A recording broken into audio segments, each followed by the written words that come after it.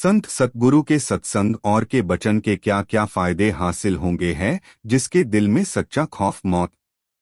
और दुनिया और नरकों के दुखों और 84 का और सच्चा फिक्र अपने जीव के कल्याण का पैदा हुआ है। उसी को सतगुरु और उनका दर्शन और वचन और प्रेमी जन प्यारे लगेंगे और सच्चे मालिक राधा स्वामी दयाल के दर्शनों का शौक पैदा होगा। फिर उसी शख्स की परमार्थी हालत रोज बरोज बदलेगी और वही एक दिन धुर धाम में पहुंचकर परम आनंद को प्राप्त होगा। एक जिस किसी को दुनिया का हाल और देहियों की नाशमानता और दुख सुख का भोग और मौत का सिर पर खड़ा होना देखकर सच्चा खौफ और फिक्र अपने जीव के कल्याण का पैदा हुआ है, उसी को संत सतगुरु और उनका सत्संग प्यारा लगेगा, क्योंकि वहां उसको भेद सच्चे मालिक और उसके धाम का, जहां से जीव आदि में आया है, और जुगत वहां चलकर पहुंचने की मालूम होवेगी और उनसे रास्ता तय करने में मदद मिलेगी। दो संत सतगुरु के सत्संग और वचन से यह फायदे हासिल होंगे। एक संशय और गलती और भरम दूर होवेंगे। दो फिजूल तरंगें और दुनिया के सामान में पकड़ हल्की होवेगी। तीन सत्संग करने वाले की समझ और बूझ बढ़ेगी।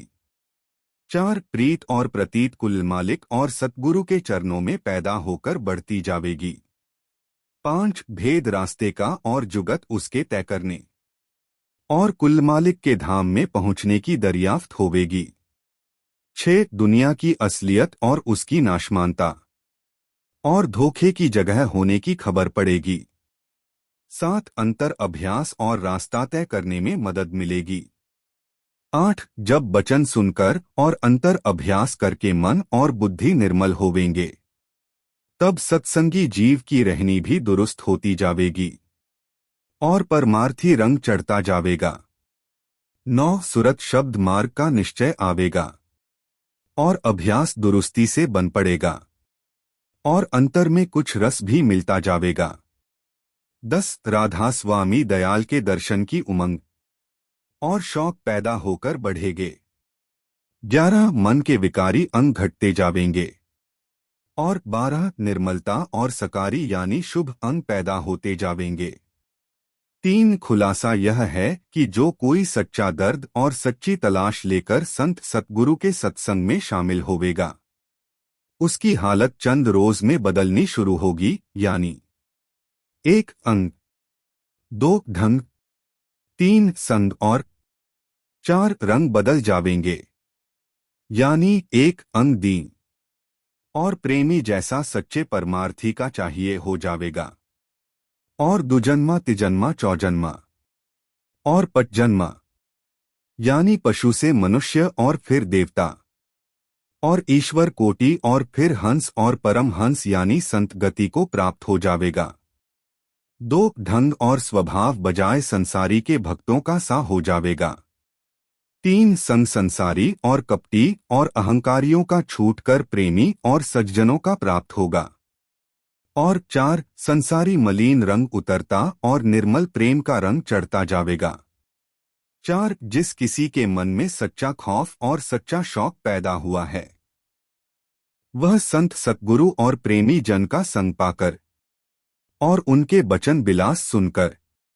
और रात दिन की रहनी और बर्तावा निरख परख कर जूर अपनी संसारी समझ बूझ और रहनी और हालत पर अफसोस करके उनको बदलना शुरू करेगा और अंतर अभ्यास की मदद से वह नई हालत और रहनी उसकी मजबूत और कायम होती जावेगी। 5 जो कोई की सत्संग में शामिल होते हैं पर चित्त देकर वचन नहीं सुनते और न उनके मानने का इरादा रखते हैं, उनका स्वभाव और रहनी और समझ बूझ जैसा कि चाहिए नहीं बदलेगी और संसारी आदतें और स्वभाव जबर रहे आएंगे और बर्तावा उनका सत्संग में विशेष करके संसारियों का सा रहेगा और भक्ति अंग और कार्रवाइयों में ऊपरी बरतेंगे। 6 इस किस्म के आदमी जब सत्संग में कोई बर काम या रीत प्रेम और भक्ति की बरतते देखते हैं, उसकी उनको बर्दाश्त नहीं होती। क्योंकि उनके हृदय में उस दर्जे का प्रेम नहीं है। लेकिन सत्संग में कुछ बोल नहीं सकते, पर बाहर निकलकर दुनियादारों के सामने, जिनके साथ उनका जबर मिल रहा आता है, उस चाल ढाल की बुराई और निंदा करते हैं और प्रेमियों को नादान और बेहोश समझते हैं, बल्कि सतगुरु को भी दोष लगाते हैं कि वे प्रेमियों को ऐसी कार्रवाई से क्यों नहीं रोकते और उनके साथ बाजी कार्रवाई में आप भी क्यों शामिल हो जाते हैं। साथ इसी सबब से बुद्धिवान और विद्यावान जो कि अहंकारी और असल में निपट संसारी होते हैं और मालिक के चरणों के प्रेम से खाली संतों और उनके प्रेमी जनों के सत्संग में शामिल होने के काबिल नहीं समझे जाते हैं, क्योंकि वह अपनी ओछी और संसारी मलिनता की सनी हुई बुद्धि से सत्संग की कार्रवाई और भक्ति अंग के बर्ताव को देखकर ताने मारते हैं और प्रेमियों को नादान या अज़खुदर्फता समझते हैं और सिर्फ गुफ्तगू ज़बानी या पोथी के पाठ को या अभ्यास करने को परमार्थी कार्रवाई समझते हैं और इस बात से बेखबर हैं कि जब तक मन और इंद्रियां निर्मल और निश्चल न होवेंगी, तब तक जो कुछ ऊपर की लिखी हुई परमार्थी कार्रवाई उनसे बनेगी वह ऊपरी होगी, और जब तक प्रेम मन में न आवेगा तब तक असर उस कार्रवाई का कायम नहीं रहेगा और न सुरत यानी रूह तक पहुंचेगा। और यह प्रेम और निर्मलता सतगुरु के दर्शन और बचन और सेवा और भजन और भक्ति अंगों में बर्ताव करने से हासिल होवेंगे, और तब भजन और अभ्यास भी दुरुस्ती से बन पड़ेगा और मन के विकारी अंग भी दूर होवेंगे। 8 विद्यावान और बुद्धिवान और जात पात और बड़े घराने और धन के अभिमानी लोग जो कभी इत्तिफाक से संतों के सत्संग में शामिल भी हो जावें,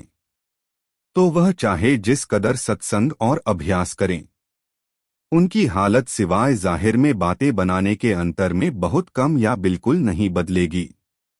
क्योंकि कुल कार्रवाई उनकी मान और अहंकार लिए हुए होवेगी और उनके मन में सच्ची दीनता और सच्चा भाव और प्यार सतगुरु और कुल मालिक के चरणों में और भी प्रेमी जनों में कभी नहीं आवेगा। इसी वजह से वे लोग हमेशा खाली रहेंगे, बल्कि मान और अहंकार ज्यादा हो जावेगा। लेकिन इस किस्म के लोगों का सत्संग में ठहरना मुश्किल है। उनसे प्रेमियों की हालत नहीं देखी जा सकती है और न प्रेमियों के भक्ति अंग की कार्रवाई की बर्दाश्त हो सकती है। 9 सच्चे प्रेमी का विद्यावान और बुद्धिवान और मानी और अहंकारी लोगों से मेल और मोहब्बत बहुत कम यानी सिर्फ जरूरत के मुवाफिक कायम रहेगी, और उसकी नज़र में दुनिया और उसके सामान और उसके बड़े आदमियों की इज्जत और कदर दिन दिन घटती जावेगी, और उनका संग करने में अपना नुकसान और अकाज मालूम पड़ेगा। 10 सच्चे और प्रेमी परमार्थी के मन में हमेशा यही चाह बनी रहेगी कि मन मत छोड़कर जिस कदर जल्दी बन सके गुरुमुख अंग में बर्ताव करूं और कुलमालिक सत्पुरुष राधास्व आमी दयाल और सतगुरु की मौज के साथ मुवाफक्त करूं और रजा में बरतूं, और इस आशा के पूर्ण करने के वास्ते उसकी कोशिश बराबर जारी रहेगी। 11 सच्चे प्रेमी के मन और सूरत की चाल अंतर में भी सहज बढ़ती जावेगी और प्रीत और प्रतीत कुल मालिक राधास्व आमी दयाल और सतगुरु के चरणों में दिन दिन गहरी होती जावेगी, और उनकी मेहर से एक दिन उसका काम बन जावेगा, यानी धुर धाम में पहुंचकर अमर और परम आनंद को प्राप्त होगा। 12 कुल जीवों को मुनासिब और लाजिम है कि जहां तक मुमकिन हो सच्चे प्रेमी यानी गुरुमुख का संग करें और उसी के पैंतरों पर चलें, यानी संत सतगुरु के सत्संग में शामिल होकर जिस कदर बन सके सुरत शब्द मार्ग का उपदेश लेकर कमाई करें और उनके चरणों में थोड़ा बहुत प्रेम लावें, तो उनके जीव का भी गुजारा सहज में हो जावेगा। 13 जो जीव की संसारी परमार्थ कर रहे हैं यानी सिवाय राधा स्वामी मत के और मतों की चालों में चल रहे हैं, और थोड़ा बहुत अभ्यास भी, जिसको वे अंतर्मुख समझते हैं, करते हैं। उनको खबरदार किया जाता है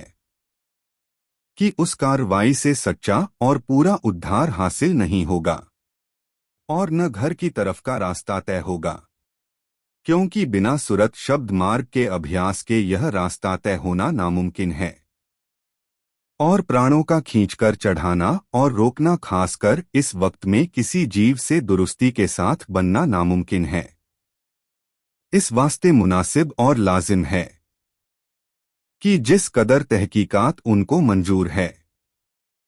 राधा स्वामी संगत में करके सुरत शब्द का अभ्यास जिस कदर बने जारी करें और अपना जन्म सुफल करें,